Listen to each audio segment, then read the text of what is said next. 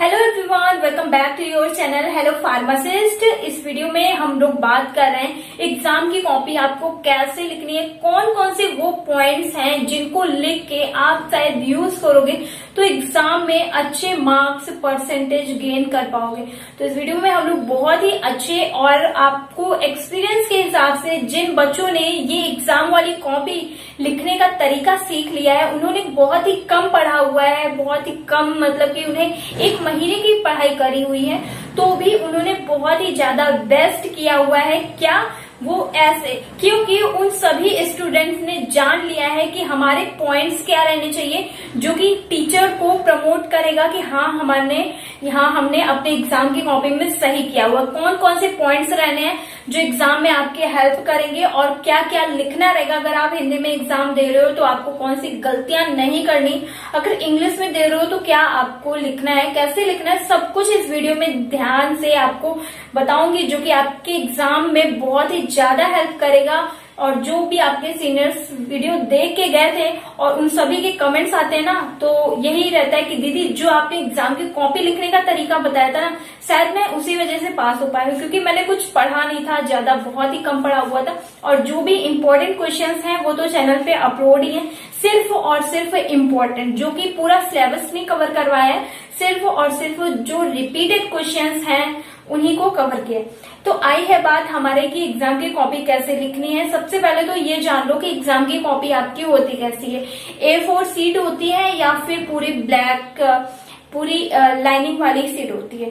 तो यहाँ पे मैं आपका ये डाउट क्लियर कर दूं कि आप लोगों की एग्जाम कॉपी होती है A4 शीट टाइप की, मतलब कि बिना लाइनिंग वाली कॉपी रहती है। ठीक है, तो यहाँ से आपको पता चले कि आपकी एग्जाम की कॉपी बिना लाइनिंग वाली होती है, बिल्कुल सादी। उसमें आपको एकदम सीधा सीधा लिखना है, इधर से लिख के इधर को स्टार्ट नहीं करना है, इससे आप टीचर के इफेक्ट शो करोगे खुद के प्रति। ठीक है, तो ऐसी गलती आपको नहीं करनी है और थोड़ी सी प्रैक्टिस जरूर कर लेना। अभी काफी दिन है एग्जाम के, अभी डेट भी नहीं आई है और आ भी चुकी रहेगी, तो ये मैटर नहीं करता है कि आप कब देख रहे हो वीडियो, बस आपको इतना समझना है कि आपको एग्जाम की कॉपी कैसे लिखनी।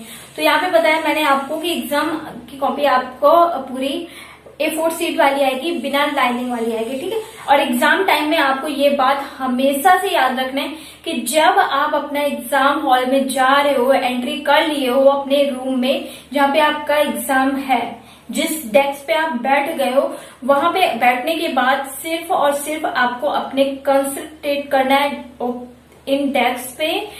किसी के अपने फ्रेंड की तरफ इधर उधर नहीं देखना है कि उसे स्माइल नहीं पास करने, किसी भी फ्रेंड को एनीवे कोई भी बॉय हो या गर्ल हो, कोई भी हो, उसको देखना नहीं है, क्योंकि इससे आप लोगों का डिस्ट्रैक्शन होगा। और आपका फ्रेंड अगर उसने नहीं पढ़ा हुआ है तो फिर वो सोचेगा कि भाई तू मुझे बताएगा ना, है ना, ऐसा वाला फीलिंग फ्रेंड्स में आ ही जाता है। तो आपको एकदम वो हो जाना है अपने प्रति कि हाँ भाई एग्जाम हो जाएगा फिर मैं तुझे सब कुछ बता दूंगा, लेकिन पहले अपना। ठीक है, तो इधर उधर नहीं देखना है, पहले अपने कॉपी को अच्छे से फिल करना है, फिर उसके बाद लाइनिंग वगैरह भी कर लेनी, क्योंकि जब लिखना स्टार्ट करोगे ना, वो 3 आवर्स जो 3 घंटे होते हैं कैसे फुर्र से पंख लगा के उड़ जाएंगे पता भी नहीं चलेगा, आप लिखते ही रह जाओगे और टीचर भी कॉपी लेके चले जाएंगे।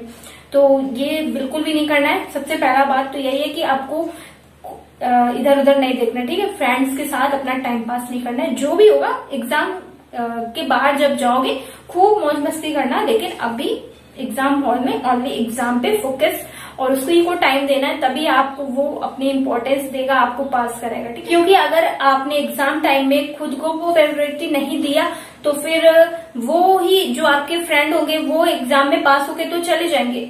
अगर किसी भी बच्चे की बैक लग जाएगी तो वो उसको बताने दोबारा या पूछने नहीं आएगा। इस वजह से एग्जाम टाइम में सिर्फ और सिर्फ खुद को प्रायोरिटी देनी है और अपने एग्जाम कॉपी को, फिर बाहर जाके खूब सारी फ्रेंडशिप करनी है, जो भी करना है करना है। ठीक है, लेकिन एग्जाम हॉल में ओनली एग्जाम पे फोकस करना है। और उससे पहले आपको अपने सिलेबस के अकॉर्डिंग जो आपके लिए बहुत ही ज्यादा इंपॉर्टेंट है, सिर्फ और सिर्फ मैंने वही पढ़ाया हो, पूरा सिलेबस नहीं कवर करवाया, क्योंकि पूरा सिलेबस कवर करवाने के लिए आपके पास इतना टाइम नहीं होना चाहिए, बहुत सारा पूरा ईयर कंप्लीट होना चाहिए। पूरे ईयर में कंप्लीट हो पाता है कोई भी सिलेबस हो गया, कोई भी इवेंट सिलेबस हो गया, कोई भी कोर्स का। ठीक है, तो आपको क्या पढ़ना है क्या नहीं पढ़ना है ये सब मैंने चैनल पे बहुत ही अच्छे से समझा रखा है।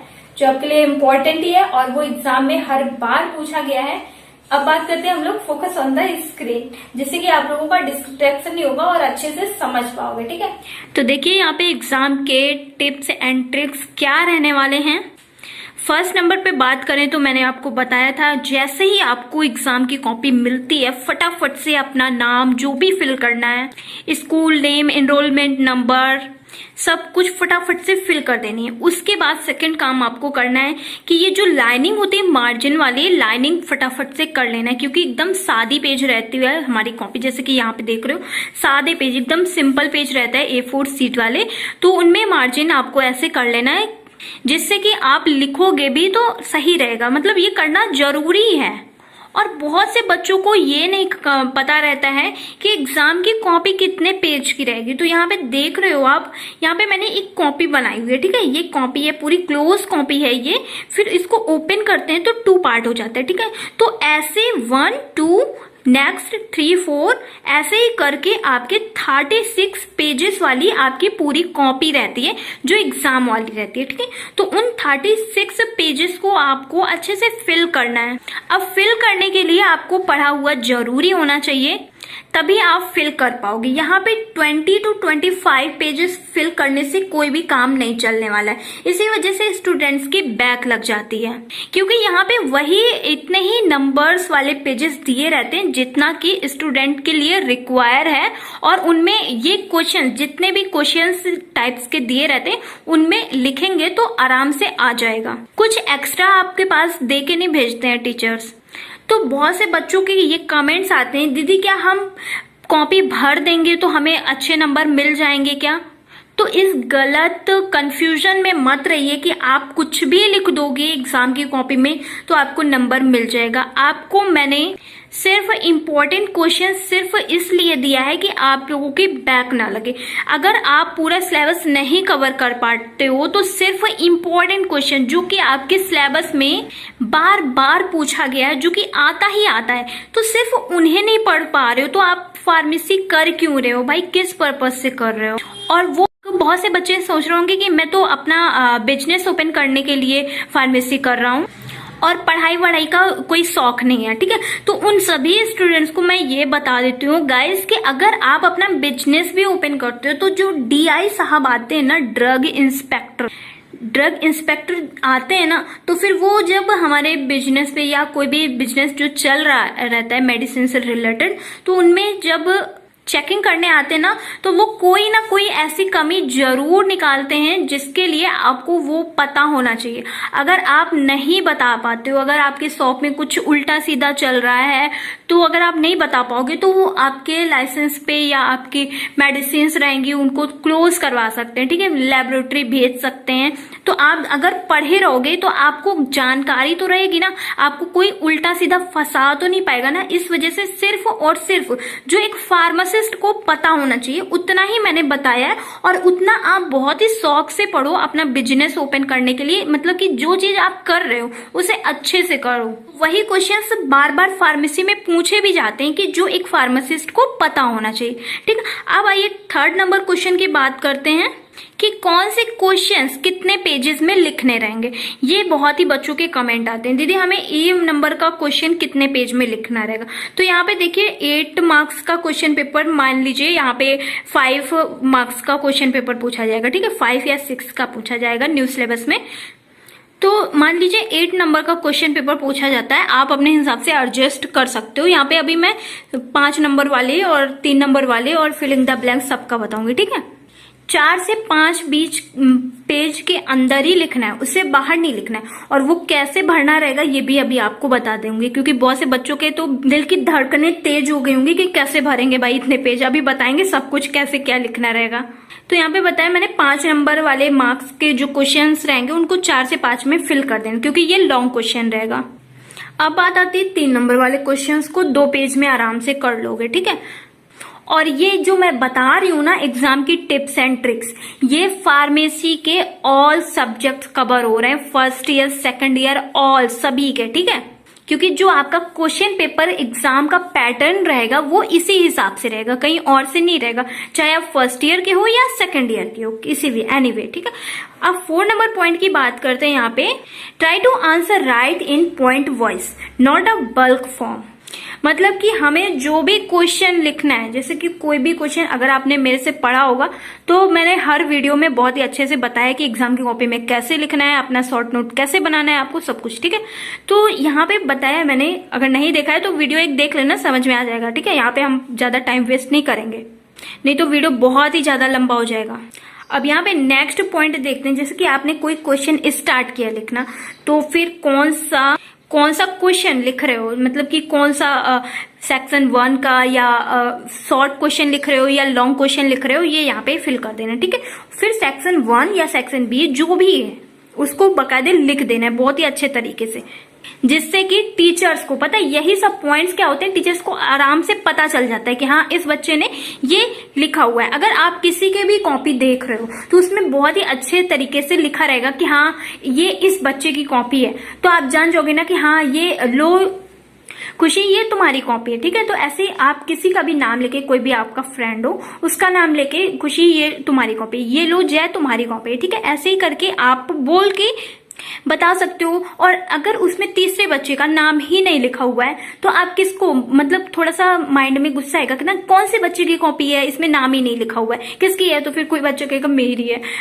तो इस वजह से आपको बहुत ही अच्छे तरीके से टीचर्स को यहाँ पे लिख देना है, क्योंकि वहां पे जहाँ पे आपकी कॉपियां चेक होंगी वहां पे आप समझाने के या कहने के लिए मेरी कॉपी है नहीं रहोगे ना, वहां पे सिर्फ आपकी यही लिखावट ही जाएगी। इस वजह से आपको इतने अच्छे तरीके से लिखना है, मतलब जो भी है सब कुछ समझा देना है कि अगर टीचर पढ़े तो उसको कायदे से समझ में आ जाए कि हाँ बच्चा टैलेंटेड है। भले ही आपने बहुत अच्छे से पूरा सिलेबस नहीं कवर किया, लेकिन जितना मैंने बताया है उतना अगर आप पढ़ लोगे तो एग्जाम में पास आराम से हो जाओगे, 101% हमारी तरफ से गारंटी। क्योंकि ये अभी नया चैनल नहीं है, 2 साल के बच्चे पास आउट हो चुके हैं, 2 ईयर पूरा।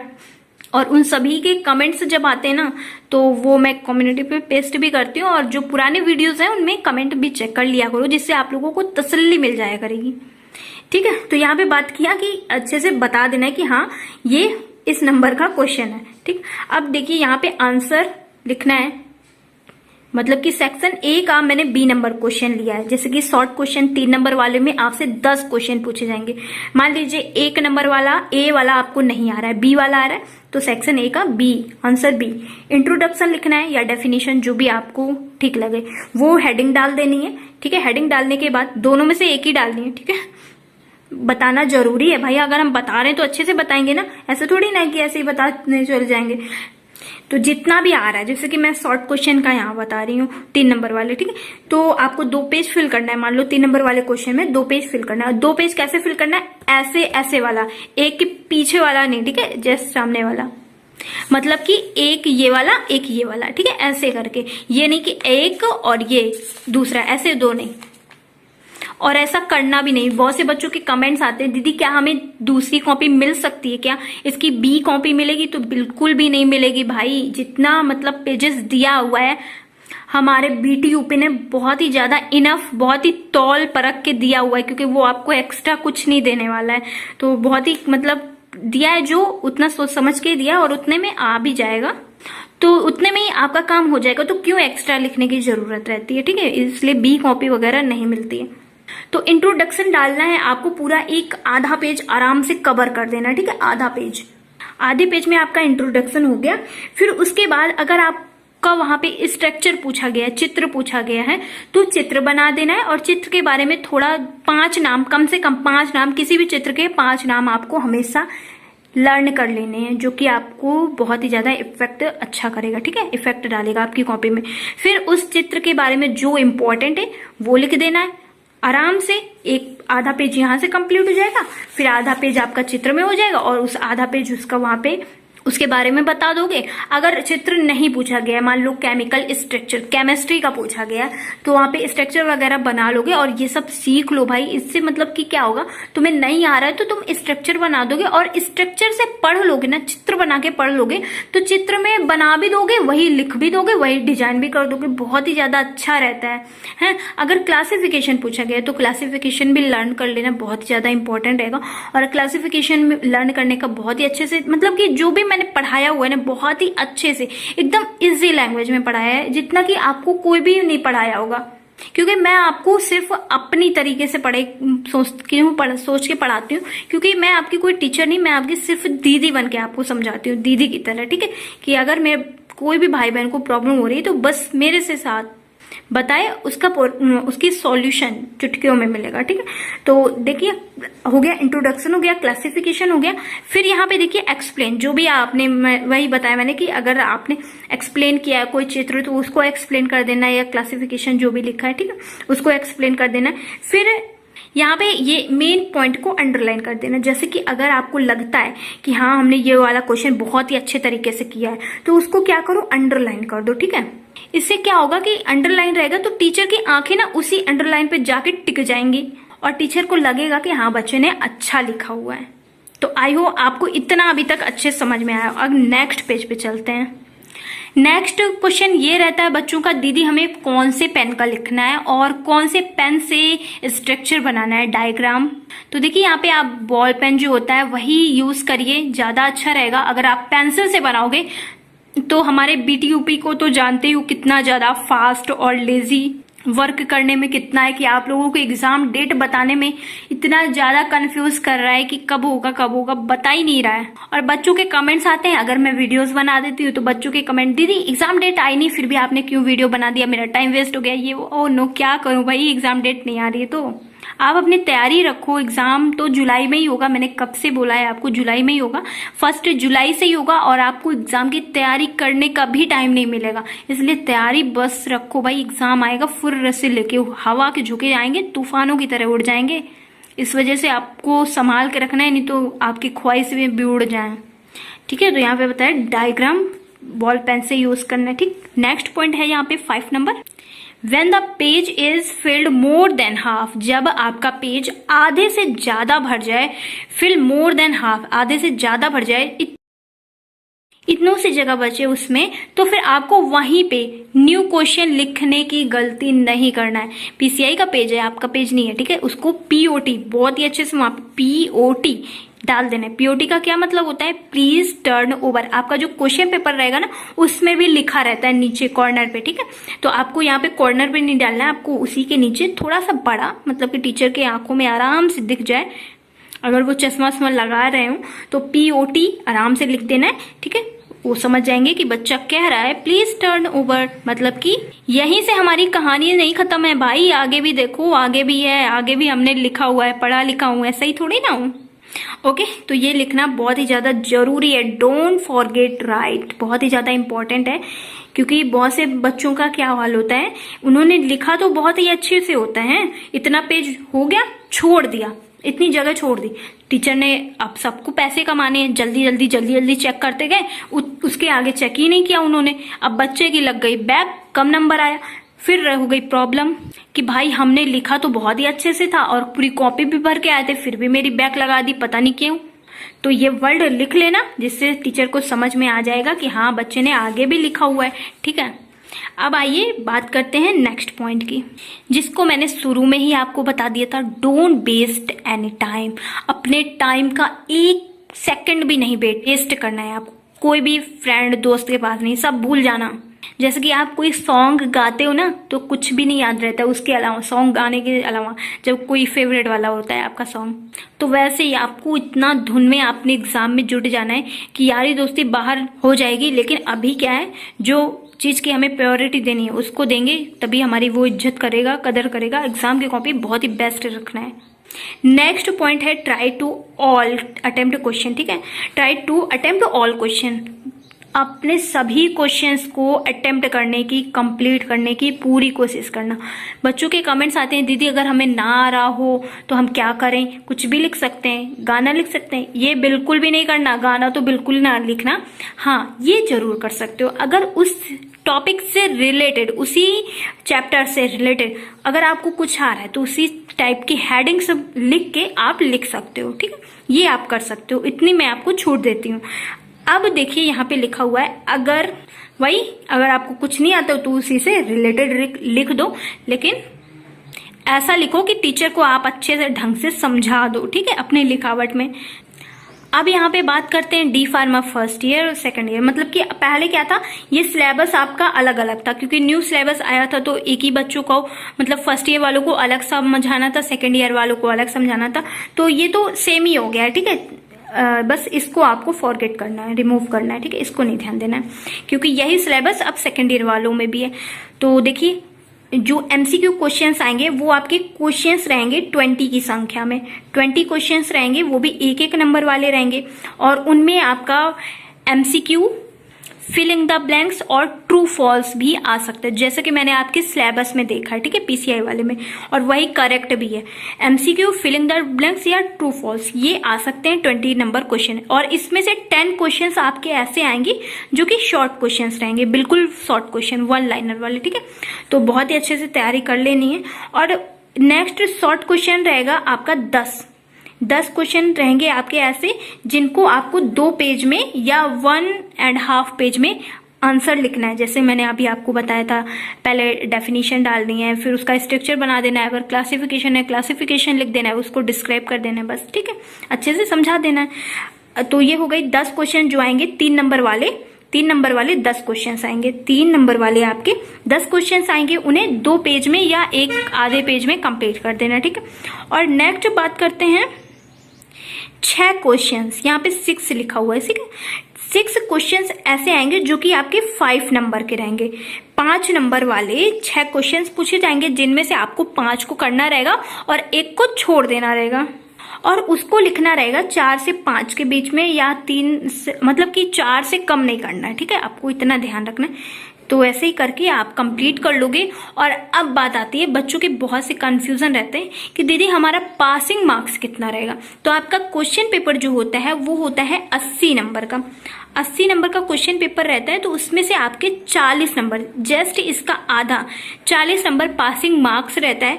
तो आपको इतनी मेहनत करनी है कि इतने नंबर ला लो और आराम से पास हो जाओ।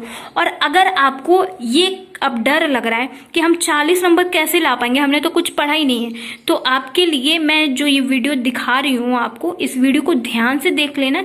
इसमें मैंने सब कुछ बताया कि आपके 40 नंबर कैसे आ सकते हैं। एक जादू बताया यहाँ पे, उस जादू से आप बहुत ही अच्छे तरीके से अपने एग्जाम में पास हो सकते हो और अच्छे नंबर ला सकते हो। और बेस्ट ऑफ लक आपको वीडियो देखने के लिए। बहुत ही ज्यादा अच्छे अटेम्प्ट करोगे अपना क्वेश्चन पेपर। और वीडियो अच्छा लगा लाइक शेयर सब्सक्राइब जरूर करना, और चैनल से हमेशा जुड़े रहना, क्योंकि आपकी दीदी आपके साथ हमेशा रहेगी पूरे लाइफ टाइम।